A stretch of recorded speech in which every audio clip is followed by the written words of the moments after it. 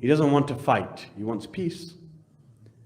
So when this was spread and the Muslims had all heard this, when Imam Hassan was about to wage war and begin and instigate the battle, his own followers, the 2,000 that remained, they turned around and said, Ya ibn Rasulullah, we hear that you want a peace treaty.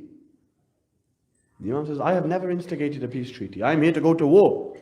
I am here to finish the opposition. They said, no, everybody is saying that you want to enter into a peace treaty. We refuse to fight if you are going to enter into a peace treaty. Why every Muslim accepts this, what? That peace is better than war. Right? Which Muslim is going to say war is better than peace? So all the Muslims decided, you know what, the remainder 2,000 said, no, if there's a possibility that we can enter into a peace treaty, then let's enter into this peace treaty. We don't want to fight. So what happened? The Imam said, okay, if you want to enter into a peace treaty, that's fine, we'll do that. Whenever the Imams did something, they would always follow the seerat of Rasulullah sallallahu alayhi wa alihi wa sallam. They would always follow the seerat of their grandfather. Rasulullah also entered into a peace treaty known as the Sulh of Hudaybiyah, the Treaty of Hudaybiyah.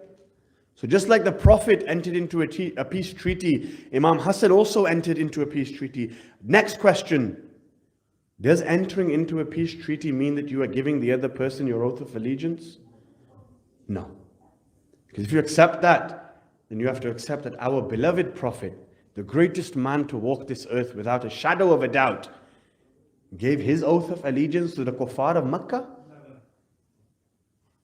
Some Muslims may be able to accept that Imam Hassan maybe gave the peace treaty and the oath of allegiance.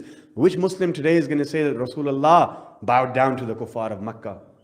No one. So Imam Hassan was emulating his grandfather. He entered into a peace treaty.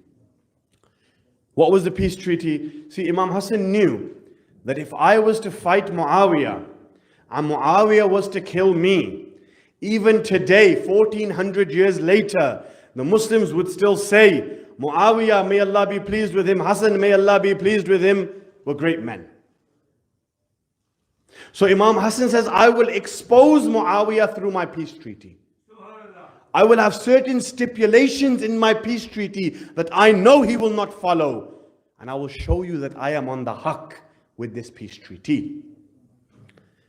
Why? Because the killer, may Allah be pleased with. The person that's killed, may Allah be pleased with. The army that fought, may Allah be pleased with. The army that disagreed, may Allah be. I mean, this is going to be an amazing day in heaven, isn't it? When all of these may pleased all get together. So Imam Hassan said, I will sign a peace treaty with Muawiyah. Muawiyah said, I won't even ask you what the stipulations of the treaty are. Here's my signature. Go give this blank piece of paper to Hassan. Whatever he wants to add to the treaty, I accept. So Imam Hassan said, fine, let's enter into a peace treaty. So if you read the treaty, which is available online as well now, you can get the entire Arabic text and you can also get the English text. Imam Hassan set 4 to 5 stipulations of the treaty. First condition of the treaty was what? Was, O Muawiyah, you have to stop the cursing of my father Ali from the mimbar. It's a sad history that we Muslims have, that Imam Ali, the man that saved Islam in every battlefield, is now being cursed publicly from the mimbar of Rasulullah.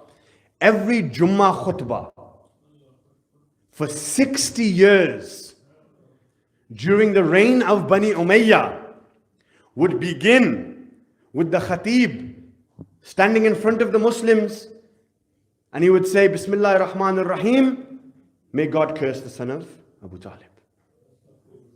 Astaghfirullah. That's how the khutbahs would start. Don't believe me, pick up the pages of history. You don't want Shia sources, pick up your own sources. Historians have narrated this. For 60 years, Amir al-Mu'mineen was cursed. Now that we're creating the norm, it's fine to curse as well. One of the first stipulations was you stop cursing my father from the mimbar.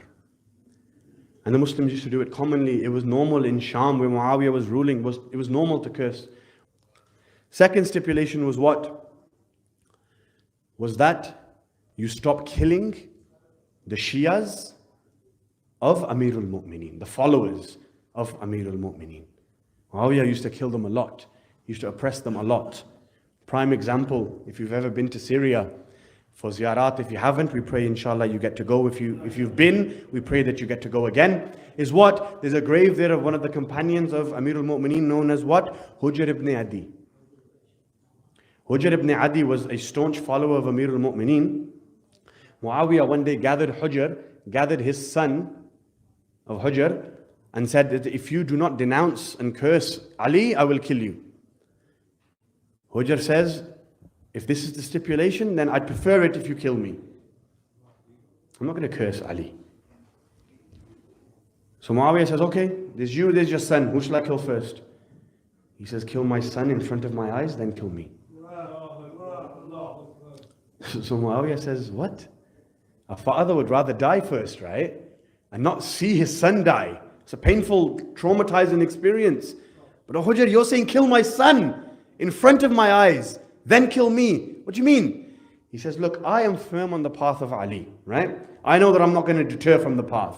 My son is a young boy. He doesn't quite fully understand Amirul Mu'mineen and Islam and Rasulullah. I fear that if you kill me first, he's going to become so sad that my dad has died, and then you're going to bribe him and threaten him and maybe corrupt his mind and turn him away from Ali ibn Abi Talib. I cannot accept this. I would rather see my son die on the path of Ali than see him being corrupted by you. Kill him first, then kill me. So they killed the son of Hujr, then they killed Hujr. They buried him in where? In Syria. His grave is present today in Syria, in Sham. So the second stipulation was what? That you stop killing the followers of my father. Right? Third stipulation was what? That the blood money of Jamal and Siffin, for those that lost their family members, can you please return that blood money back to them? So those widows and orphans who lost their fathers in these battles have no source of income now, Ya Muawiyah. And because of you, they haven't received the blood money either. Give them the blood money back. Right? Give them their haqq. They have no source of income anymore, so please do that. Next stipulation was what? Was that after you. Right? No, sorry, the fourth stipulation was what? You have to rule according to the sunnah of my grandfather the Prophet. Right? Fourth stipulation. The sunnah of my grandfather the Prophet. Did Muawiyah rule according to the sunnah of the Prophet? Shall I give you a prime example? Jummah is when? Friday, right? The word Jum'ah means what? Friday. You know, Muawiyah one day on a Wednesday led Jummah. Right? On a Wednesday, do Jum'ah. The Khatib stands up and reads the Jummah. Muawiyah ordered the Khatib to sit down and read the Jummah. And there's many other changes to the Sunnah of the Prophet. But point being what? He changed the Sunnah of the Prophet. So now, the Imam is saying the fourth stipulation to this treaty is what? That you stop changing the Sunnah of my grandfather. And finally, the fifth stipulation of the treaty was what? The fifth stipulation was, O Muawiyah, after you die, you cannot appoint nobody. Right? You can't just decide who you want to give the Khilafat to. Once you die, the Khilafat comes to me, Hassan.